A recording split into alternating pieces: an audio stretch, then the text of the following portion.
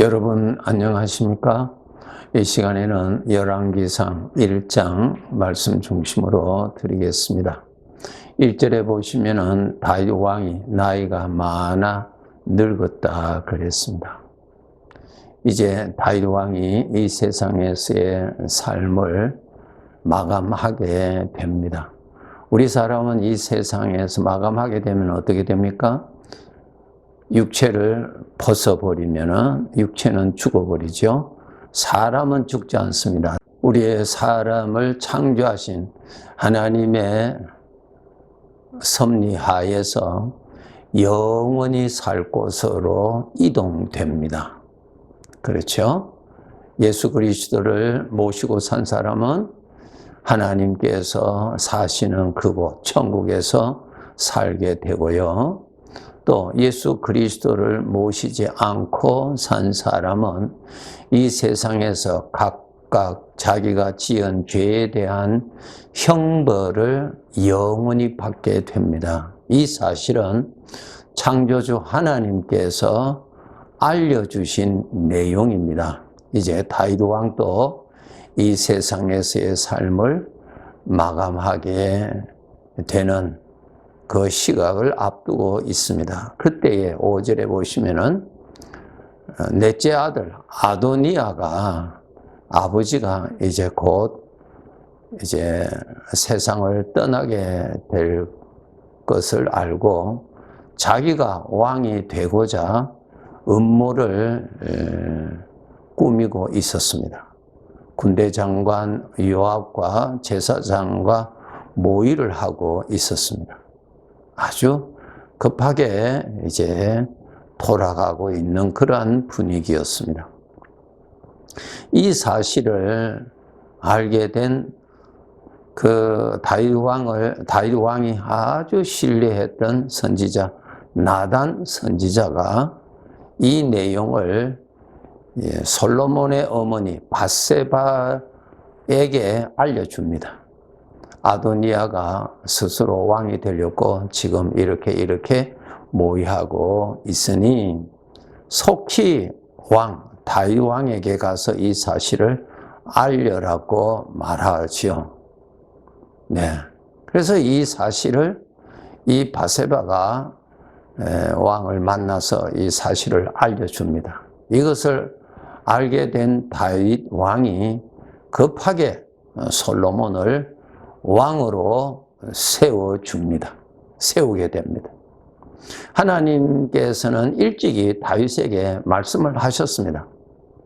내가 네게 준 아들 중에 솔로몬을 왕으로 세우겠다고 하나님의 뜻, 이 나라의 주인 되시고 다윗을 왕으로 세우셨던 하나님께서 다윗 왕 다음에는 솔로몬을 왕으로 세우겠다고 하나님께서 일찍이 알려주셨습니다. 역대상 22장 9절에 보시면은 하나님께서 다윗에게 보라 한 아들이 내게서 날 것이다. 그의 이름을 솔로몬이라 하라 그랬습니다. 그 솔로몬에게 내가 왕으로 세울 것이라고 말씀하셨습니다.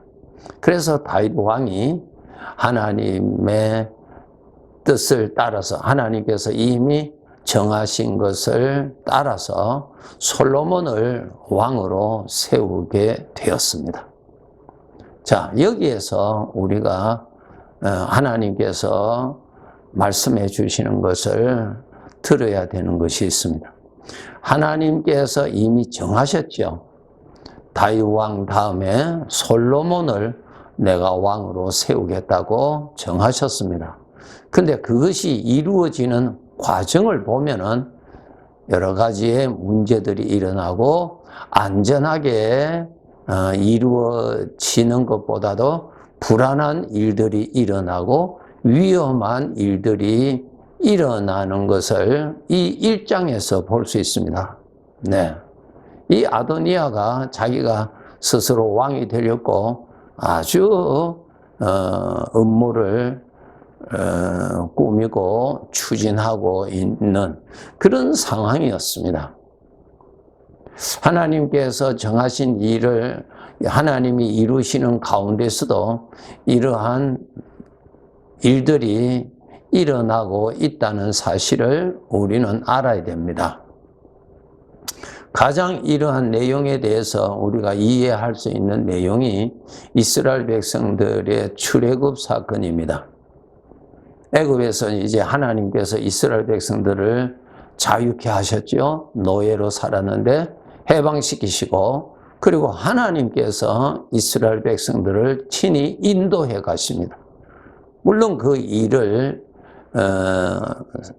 사환으로, 종으로서 섬기는 자는 모세였지만은 사실 하나님이 인도하셨죠. 하나님께서 이스라엘 백성들을 바로에서 해방케 하셨고, 하나님께서 친히 이스라엘 백성들을 인도해 나가십니다. 인도해 나가시는 데 있어서 여러분 아시는 바와 같이 많은 문제가 일어나죠.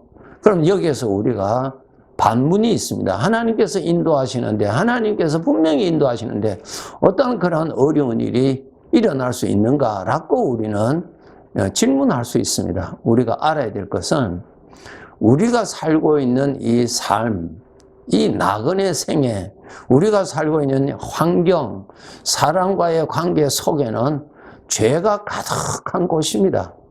죄가 있는 곳에는 여러 가지 어려운 문제들이 일어나는 곳입니다. 자, 이스라엘 백성들이 애굽에서 가나안 땅으로 가는데 어디를 지나야 됩니까? 광야를 지나야 됩니다.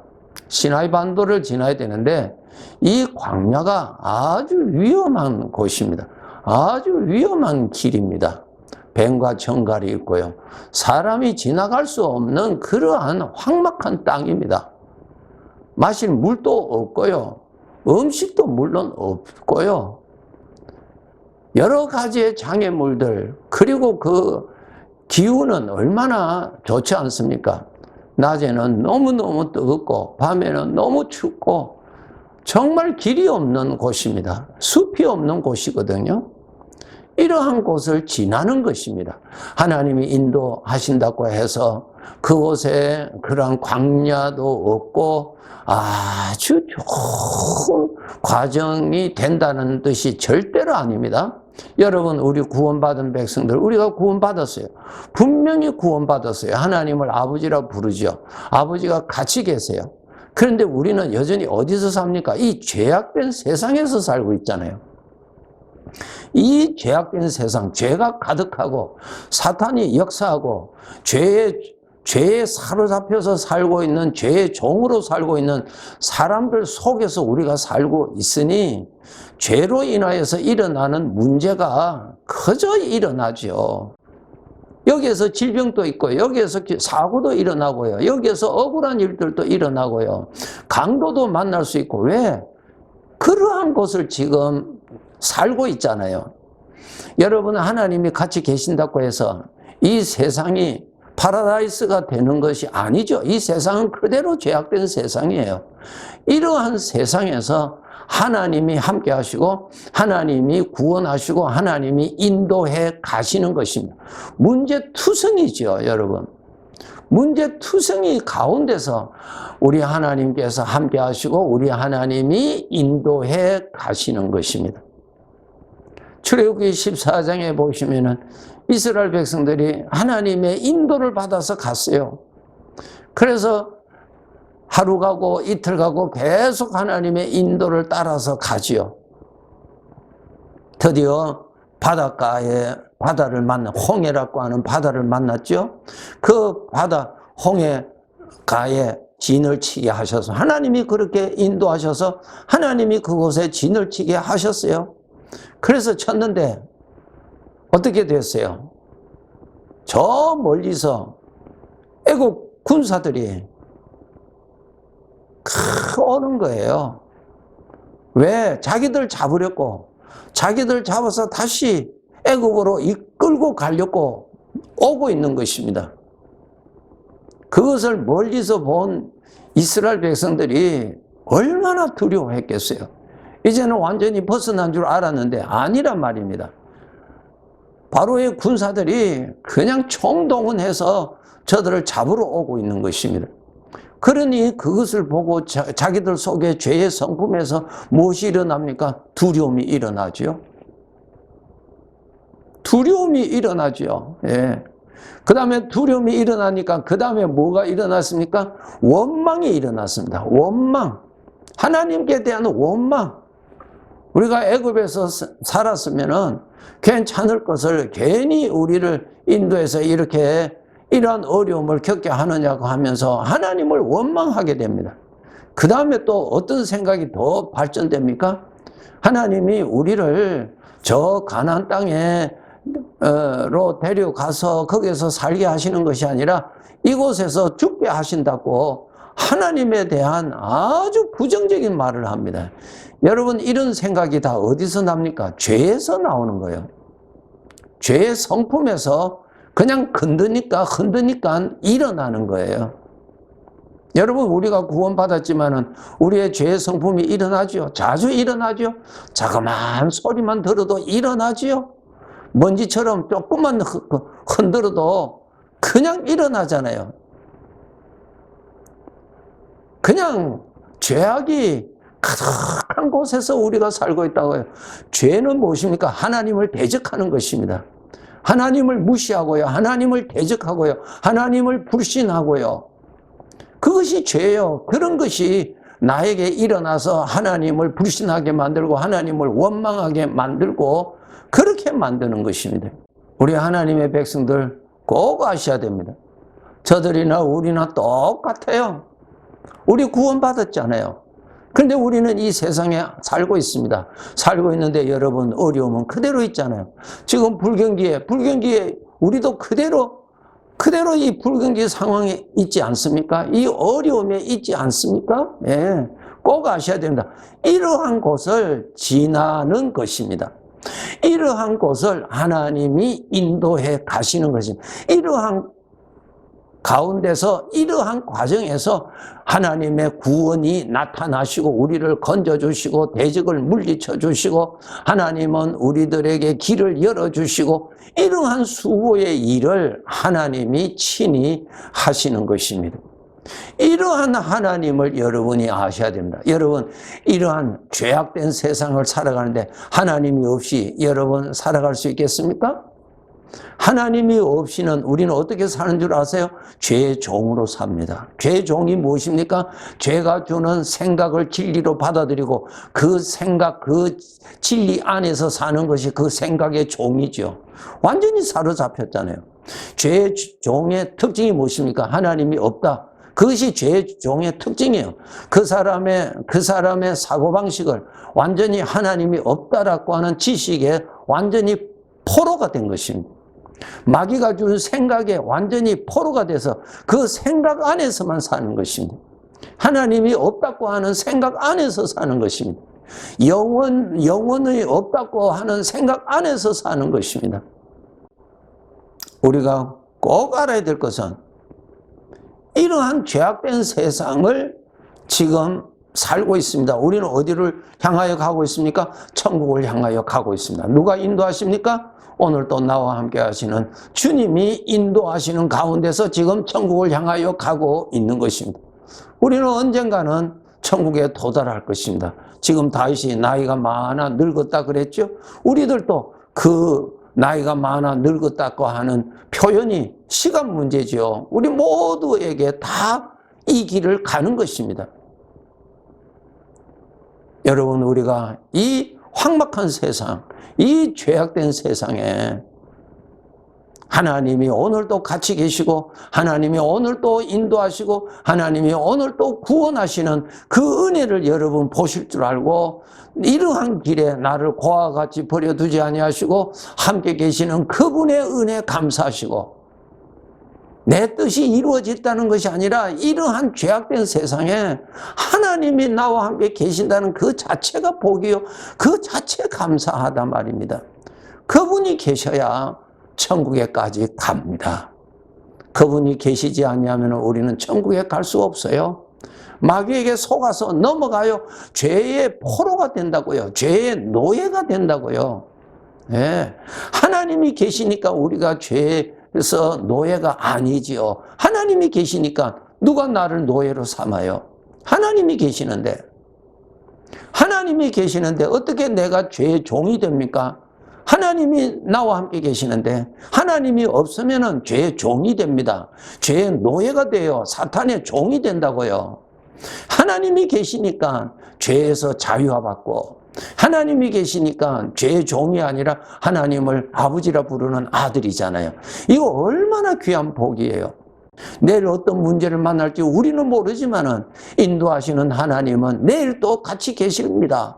그래서 내일의 구원, 또 하나님이 내일 또 구원해 주십니다.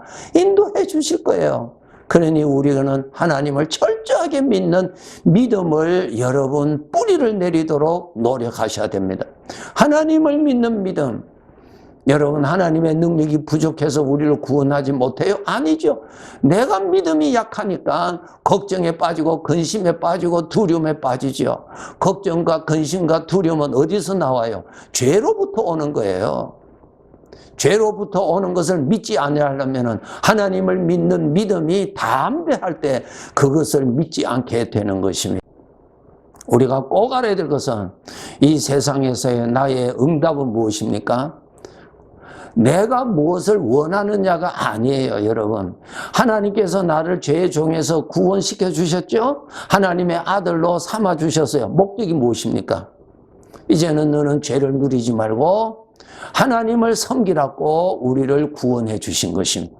꼭 아셔야 됩니다. 하나님을 섬기라고 우리를 구원해 주셨습니다. 하나님을 섬기라고 우리를 아들로 삼아 주셨습니다. 이것이 내 존재의 목적입니다.